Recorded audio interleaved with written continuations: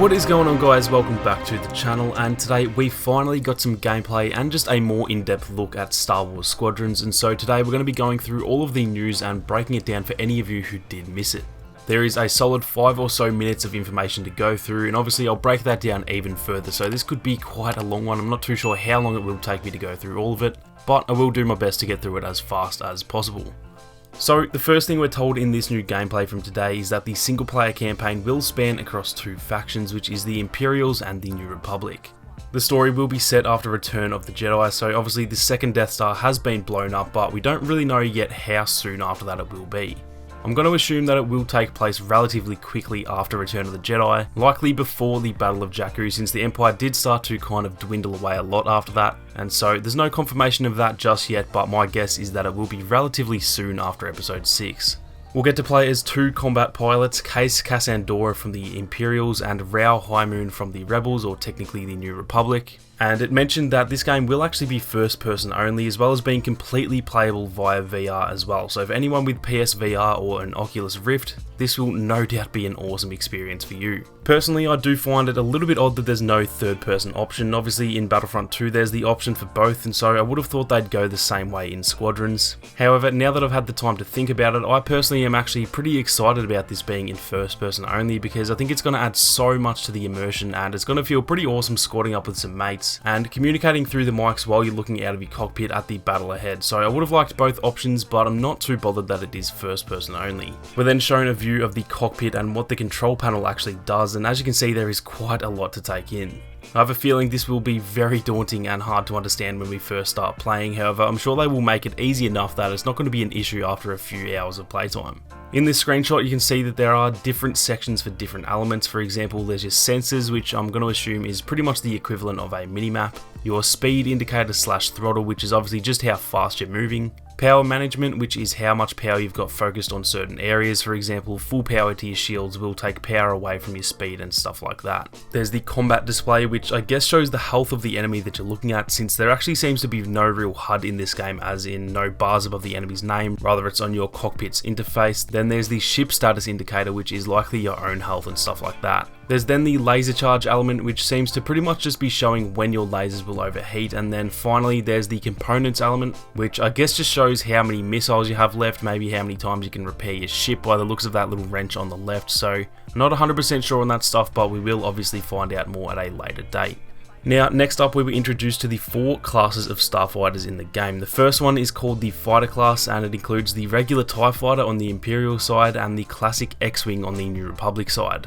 It mentions that these are the most flexible and versatile of all the classes, pretty much being well suited to all areas of combat. The next class is the Interceptor class, which includes a TIE Interceptor for the Imperials and an A-Wing for the New Republic. These starfighters are going to be fast and highly maneuverable, designed for chasing and hunting down your enemies. However, with that speed obviously comes a lot less health.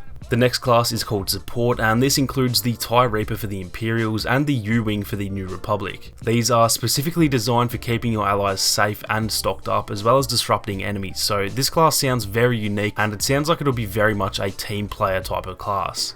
Lastly, there is the Bomber class, which includes the TIE Bomber for the Imperials and the Y-Wing for the New Republic. These are obviously the high damage, low speed class, essentially the tank class in this game, and this will be especially important when it comes to taking out the capital ships. Now, one thing that I noticed is that if you look at the stats for each class, the counterpart isn't necessarily identical in stats. For example, the regular TIE Fighter is actually a bit faster than the X-Wing, which makes sense, and the U-Wing is just the tiniest bit stronger health-wise than the TIE Reaper. So I found that really interesting, as I just assumed that each class would be essentially the exact same, just with different skins and different weapons. Moving on, they mentioned that all in-game customization will be unlockable through playtime, which I assume means there will be no MTX or microtransactions in this game, which is definitely great to hear. Personally, I'm not really against MTX if it is just cosmetics. However, I know a lot of people are, and it seems to be a very touchy subject after Battlefront 2, so it's probably for the best that they have steered clear of that in this game. One thing I thought was especially cool was that you can actually customize your cockpit to a certain degree, as we can see a small clip here where there's actually a little Ewok toy, almost like a Funko Pop lookalike to be honest,